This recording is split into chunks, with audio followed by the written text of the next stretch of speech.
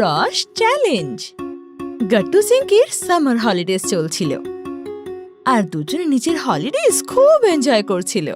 মা রোজ ওদের জন্য নতুন কিছু না কিছু বানাতে থাকে, তবে আজ মা বানিয়েছিল ঠান্ডা রিফ্রেশিং আমরস। গট্টু চিংকি, তাড়াতাড়ি তোদের লাঞ্চ শেষ কর, কারণ তারপরে তোরা পাবি আমরস। মায়ের এই কথা শুনে গট্টু চিংকি তখনই লাঞ্চ ফিনিশ করতে লাগে। মা, আমি লাঞ্চ ফিনিশ করে নিয়েছি। আমিও। আচ্ছা 2 মিনিট দাঁড়া, আমি এক্ষুনি নিয়ে আসছি। মা একটা বড় ট্রেতে আমরসের 4টে বাটি নিয়ে আসে, একটা গট্টুর জন্য, একটা চিংকির জন্য, একটা বাবার জন্য, একটা নিজের জন্য। আমরস দেখে তো গট্টু চিংকির চোখ যেন চকচক করতে লাগে। ওরা যেই নিজের নিজের বাউল তুলতে চায়, অমনি বাবা ওদের আটকে দেয়। দাঁড়াও। কি হয়েছে বাবা? গট্টু চিংকি, তোমরা কি জানো ফ্রিজে আমরসের আরেকটা বোল রাখা আছে? আরেকটা বল? হ্যাঁ, কিন্তু সেই বোলটা তোমাদের মধ্যে শুধু একজন পাবে, যে জিতবে আমার আমরসের চ্যালেঞ্জ। আমরস চ্যালেঞ্জ? সেইটা কি? বলছি, আমরস চ্যালেঞ্জে থাকবে 3টে গেম।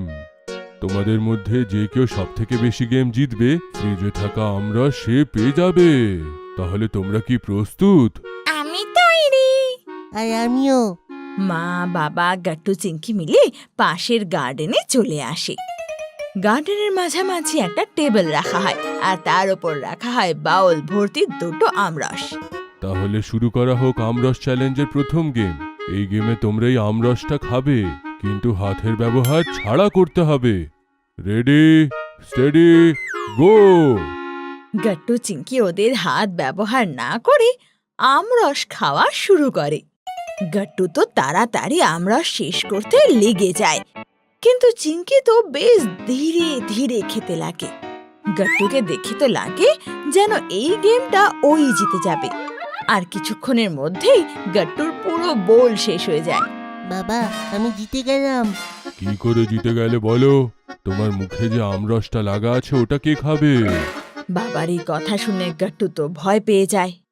আমার মুখে তো অনেকগুলো আমরস আছে, হাত ব্যবহার না করে আমরস খাবো কি করে? গট্টু তখন জিভ দিয়ে মুখে লেগে থাকা আমরস খাওয়ার চেষ্টা করে, কিন্তু ছোট্ট জিভ তো আর মুখের সব কোণায় যায় না। মা বাবা ওকে দেখে খুব হাসতে লাগে।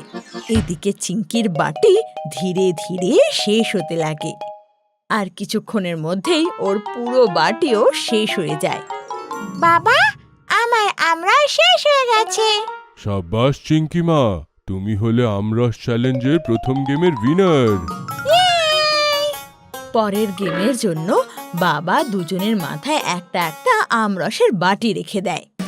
দুজনের সামনে ছিল একটা ফিনিশিং লাইন, কিন্তু ওদের রাস্তার মাঝখানে ছিল অনেকগুলো হার্ডলস। এইবারে আমি তাড়াহুড়ো করব না।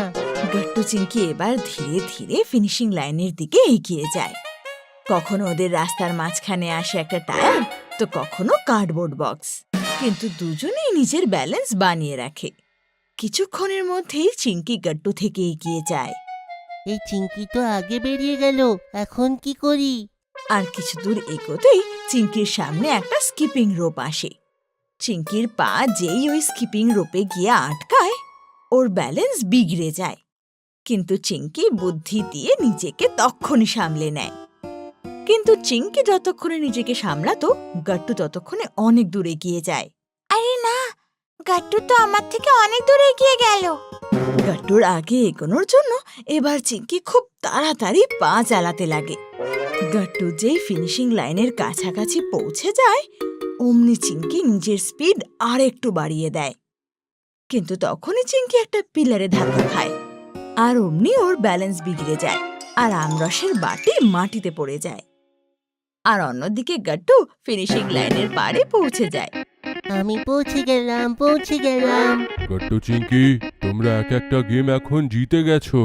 তৃতীয় গেম যে কেউ জিতে যাবে, এই আমরস চ্যালেঞ্জের উইনার সেই হবে। এইদিকে একটা টেবিল আছে, আর ওইদিকেও। এই টেবিলে 2টো বোল রাখা আছে, আর ওইদিকেও 2টো। কিন্তু এই টেবিলের বলে আমরস আছে, কিন্তু ওই টেবিলের বলে কিচ্ছু নেই। তাহলে কি করতে হবে বাবা? তোমাদেরকে একটা স্পুনে আমরস ভরতে হবে আর সেই বলে ঢেলে রাখতে হবে। যে কেউ আমরস না ফেলে সেই বলে গিয়ে রাখতে পারবে সেই চ্যালেঞ্জে জিতে যাবে। বাচ্চারা, এই নাও তোমাদের দুজনের স্পুন। গাট্টু চিংকি দুজনেই নিজের নিজের চামচে আমরস ভরতে লাগে আর এগিয়ে অন্য টেবিলের দিকে এগোতে লাগে। দুজনেরই মনোযোগ চামচে রাখা আমরস বাঁচানোর দিকে ছিল। ওরা জানতো যে ছোট্ট ভুল হলেই তাহলে এই গেমটাতে ওরা হেরে যাবে। এই গেমটা তো খুবই কষ্টকর। এটা গেম নয়, সমস্যা একটা। কিছুক্ষণের মধ্যেই গাট্টু চিংকি টেবিলের কাছে পৌঁছে যায় আর আমরস নিজের নিজের বলে রেখে দেয়। দারুণ, এভাবে কর, খুব ভালো খেলছিস তোরা, করতে থাক। গাট্টু চিংকির কনফিডেন্স এতে হঠাৎ করে বেড়ে যায়। ওদের মনে হয় জোড়া একটা একটা চামচ করে পুরো আমরসের এক বাটি অন্য দিকে ট্রান্সফার করতে পারবে। ওরা এক টেবিল থেকে আরেক টেবিলের অনেকবার চক্কর লাগায়। কখনো চিংকি আগে থাকে তো কখনো গাট্টু। বেশ কাঁটায় কাঁটায় টক্কর হতে লাগে। এখন তো কে জিতবে আর কে হারবে বলাই মুশকিল হয়ে গেছে। সবকিছু বেশ ঠিকঠাকই চলছিল, তখনই হঠাৎ গার্ডেনের মালি হঠাৎ করে ওয়াটার সিস্টেম চালু করে দেয়। কিছুটা জল গাট্টুর সামনে এসে পড়ে। এতে গাট্টুর পা পিছলে যায়। অনেক চেষ্টা করার পরেও গাট্টু শেষমেশ পিছলেই যায়। তো চিংকি বিনা কোনো চিন্তায় নিজের গোলের দিকে এগিয়ে যেতে লাগে। এবার তো এই গেমটা আমি জিতবো। চিংকি নিজের বোলের কাছে পৌঁছাবে তখনই চিংকি একটা ইঁদুর দেখতে পায় যে সোজা দৌড়ে ওর দিকেই আসছিল। ওর থেকে পালানোর জন্য চিংকি তখন এদিক ওদিক দৌড়াতে লাগে, কিন্তু ইঁদুর থেকে পালাতে গিয়ে চিংকিরও পা সেই জলে গিয়ে পৌঁছায় আর তখন ও জলের মধ্যে পিছলে পড়ে যায়। এখন আসলো মজা। গাট্টু চিংকি এবার উদাস হয়ে ডাইনিং টেবিলে বসেছিল। বাচ্চারা, তোমরা খুব ভালো খেললে। প্রথম গেমটা চিংকি জিতলো আর দ্বিতীয়টা গাট্টু, কিন্তু তৃতীয় গেম টাই হয়ে গেল। তার মানে না গাট্টু উইনার আর নয় চিংকি। তো বাবা, সেই ফ্রিজে থাকা আমরসের বোলটা কে পাবে? বাবা, ওটা তুমি আমায় দেবে তো? তো সারপ্রাইজটা এইটা হলো বাচ্চারা, ফ্রিজে আমরসের শুধু একটা বোল না, দুটো আছে। তোমরা দুজনে এক একটা বোল পাবে। এইভাবে গাট্টু চিংকি নিজের নিজের বল নিয়ে আমরস এনজয় করতে লাগে। আপনাদের যদি আমাদের ভিডিও ভালো লেগে থাকে তো আমাদের ভিডিওকে লাইক করুন, কমেন্ট করুন আর সাবস্ক্রাইব করুন।